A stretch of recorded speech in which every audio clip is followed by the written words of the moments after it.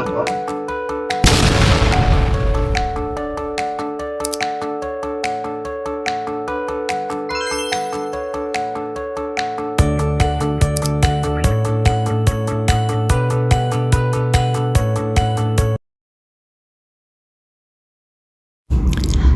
هلو، ازيكم يا حلوين؟ وحشتوني جدا جدا. يا رب كلكم تكونوا بخير. النهارده وصفتنا مختلفة تماما. النهارده وصفتنا مش مصرية، وصفتنا النهارده خليجية، مشبوس لحم. نسمي الله ونبدأ كده نركز لانه مليان تفاصيل، واحدة واحدة ونشوف هنبدأ ونعمل ايه. مكوناتنا كتير، انا صورتها لكم كده، لكن هناخدها كلها بالتفصيل عنصر عنصر ونبدأ ونقول يلا بينا. بس ركزوا وطولوا بالكم معايا.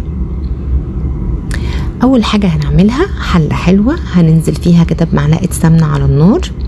سمنة من النوع اللي انت بتحبيه، بس طبعا كل ما يكون نوعها حلو تبقى احسن. ننزل فيها بقطع اللحم بتاعتنا، سواء اذا كان لحم ضاني او لحم بقري اللي تفضليه. هنا قطعة اللحمة اللي عندي كانت من السن. هاخد اللحمة نزلها شوحها كويس في السمنة عشان اقفل المسام بتاعتها، وهضيف مع اللحمة بتاعتي قطعة عظم، اذا كان بقى من المواسير او من الكتف زي ما انت عايزة. لكن طبعا كل ما تكون قطعة العظم بتاعتك دسمة وفيها كده نخاع او كولاجين، تكون الشوربة احلى واحلى. الشوربة هي البيز اللي هعمل عليه رز المشبوس. اهتموا بطعمها وبتوابلها وركزوا معايا. شوحت اللحمة كويس قوي.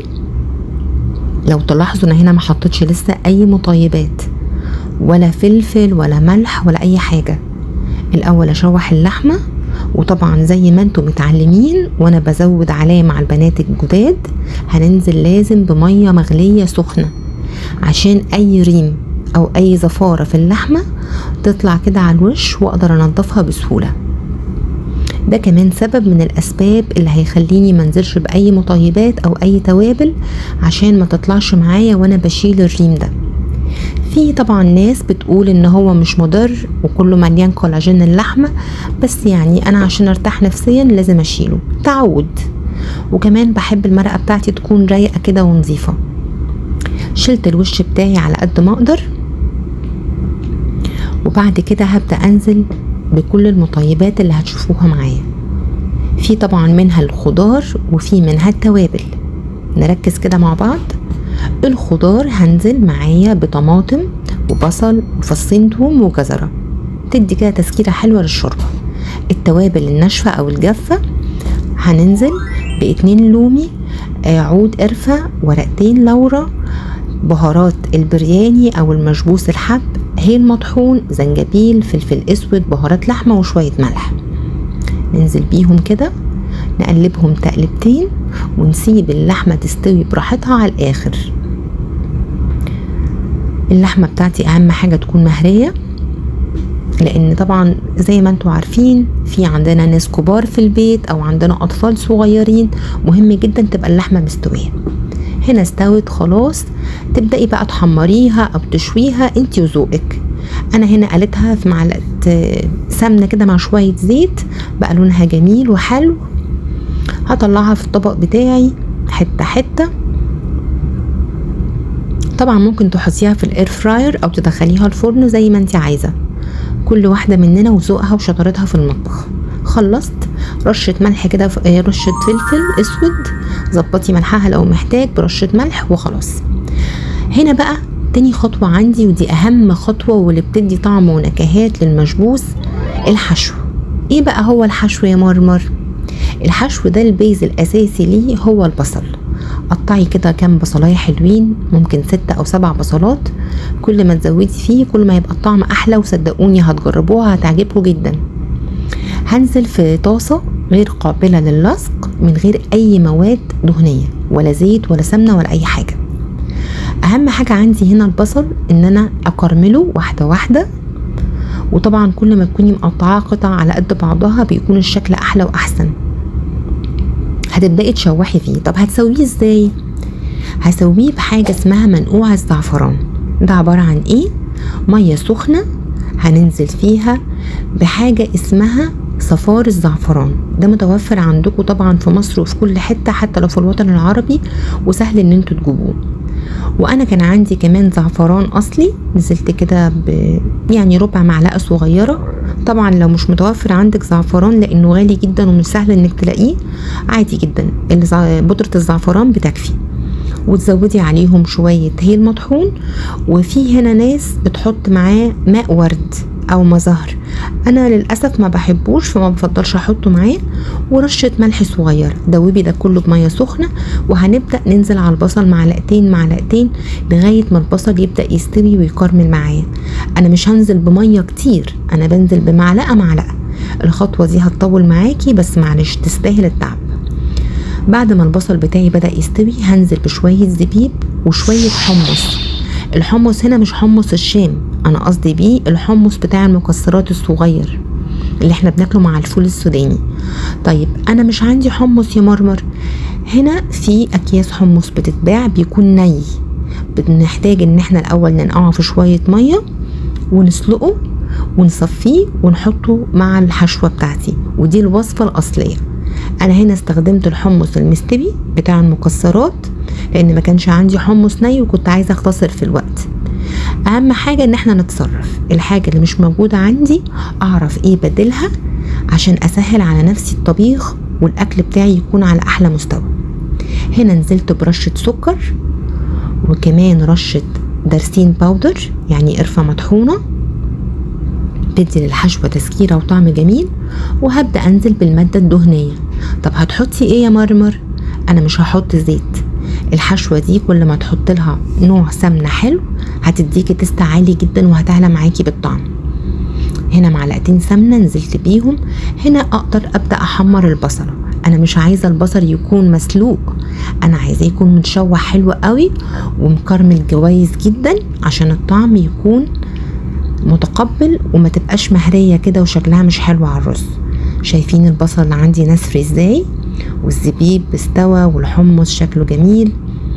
هبدأ اغرفه في الطبق بتاع التقديم وخليه على جنب، ونبدأ نشوف الخطوة اللي بعدها. مشبوس يعني شوية مكسرات حلوين. طبعا انا مش هقدر احددك بايه نوع المكسرات، انا هنا نزلت بكاجو ولوز. مش عندك انزلي بفول سوداني، مش عندك انزلي بشوية بندق، المتاح عندك. تقلبتين كده في الزيت وترفعيه بسرعة اول ما يكون لونه ذهبي لانه بيحتفظ بالحرارة وهيكمل تحميص حتى وانتي حطاه في الطبق، فعشان طعمه ما يمررش منك ويبقى محروق. مشبوس يعني مقبلات. عندي هعمل هنا نوعين، اول نوع هعمل زبادي بالخيار او روب مع الخيار، ده سهل جدا جدا. نزلت ب4 علب زبادي او ربع كيلو زي اللي عندي على حسب الكمية، بضربه كده بالويسك لغاية ما يكون كريمي زي ما انتم شايفين. رشة ملح، قلبي دوبيها كويس. انزلي ب3-4 خيارات متقشرين، افرميهم كده فرم ناعم، وبعدين عصرة ليمون، قلبي كويس. وانا زودت هنا من عندي رشة نعناع.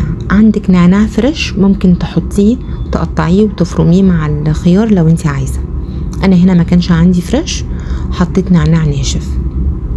تقلبتين فوق الوش كده وبألف هنا وشفا. في طبعا ناس بتحط شوية خل، انا ما بحطش خل دلوقتي، او ولا حتى حطيت فصين توم، حابة تبقى السلطة خفيفة وفريش. نضفنا الطبق بتاعنا وندخل على اللي بعده. مشبوس يعني دقوس، قرنين فلفل حلوين، كام فص توم، 3-4 طماطميات، كل ده عندي بنزوده ونحطه في الكبة مع شوية ملح ورشة خل، ونضرب كده في البلندر او في الكبة بتاعتك زي ما انت عايزة. طبعا ده دقوس على البارد، في ناس بتعمله سخن يعني بتحطه على النار مع معلقتين زيت وتسويه شوية. انا عايزة الوصفة بتاعتي تبقى فريش، الجو حر ومش ناقصين، كفاية المشبوس. فوالا، احلى دقوس ده ولا ايه؟ بالهنا والشفا. الكينج بتاعنا الكبير بقى الرز، حلة حلوة، معلقتين سمنة حلوين يتسيحوا كده تمام، ونبدأ ننزل بالرز. طبعا الرز لازم يكون بسمتي، كل ما يكون نوع نظيف ويكون نوع كويس يبقى احسن. انا هنا مستخدمه اكس لارج، يعني الحبه الكبيره اللي بتكبر معاكي. الرز نقعيه في شويه ميه سخنين وشويه ملح ومعلقتين خل، يعني اقل حاجه نص ساعه او ساعه زي ما انت عايزه. كل ما تنقعيه كويس كل ما هيستوي معاكي والحبه هتكبر. هنا شويه هيل مطحونين، شويه ملح، نشوح كويس عشان المادة الدهنية تغلف كل رزاية زي ما حافظنا وتعلمنا. ونبدأ ننزل بالمرقة. أنا هنا بحب أصفي المرقة، مش هنزلها بالتوابل الناشفة عشان يبقى الرز نظيف. الرز دخل بيته، هبدأ أنزل بالتركة بتاعتي منقوع الزعفران اللي حطيته على الحشوة. بقية الكمية نزلت بجنب العيش، والجنب التاني هنزل بجزء من الحشوة. هتحطي الحشوة على العيش في الحلة يا مرمر؟ أيوة. وهنعرف دلوقتي هنغرف ازاي والسبب ايه. اصحابي هنا الخليجيات هم اللي علموني الخطوة دي، بشكرهم من قلبي وبقول لهم يا رب كده اكون عملته زي ما انتوا علمتوني ورفعت راسكم. هنا شلت بقى الحشوة على جنب لما الرز استوى، وكمان شلت الرز الملون اللي حطيت عليه منقوع الزعفران. انا قصدي اعمل كده لان ده اللي هزين بيه في الاخر طبق التقديم بتاعي. بعد ما نضفته الحلة والرز من الحاجات اللي عملتها، قلبت الرز مع بعض. شايفين الالوان؟ بقى عندي رز اصفر ورز احمر ورز ابيض. ببدأ كده اغرفه في طبق التقديم بتاعي او السيرفيس، ونبدأ بقى في تزيين الطبق. طبعا كل ست شطارتها، ابداي وفنني على قد ما تقدري. كل ما هتزيني طبقك كل ما عينيكي هتاكل قبل بقك، وكل حبايبك وضيوفك هيحبوا جدا جدا شكل السفرة. انا هنا نزلت الاول بالرز، وهنا هحط على جنب من جوانب الصينية بتاعتي او السيرفيس الرز الاصفر اللي عليه الزعفران، وهحط على الجنب التاني الحشوة. طب ليه ما حطيتش الحشوة على الصينية كلها؟ عشان انا براعي الاذواق، في ناس بتحب الحشوة وناس لا. انا عندي مثلا جزء عندي في البيت من الولاد ما بيحبوش البصل فوق الوش يكون صريح كده، فلازم نحترم جميع الاذواق. الاكل متعة، متعي حبايبك عشان كل واحد ياكل اللي بيحبه. نزلت بالحشوة وهزود طبعا عليها بالكمية اللي عندي. هنا برص قطع اللحمة بتاعتي، ممكن ترصيها داير الصينية او نص ونص زي ما انا عملت، انتي وذوقك اللي تحبيه. بعد ما حطيت اللحمة بشرت كده جزرتين حلوين هحطهم على الاطراف. عندك كمان فلفل الوان حطي اللي انتي عايزاه، اعمليه. عندك طماطمايه حلوة قطعيها على شكل وردة وحطيها في الوسط بتاع الطبق.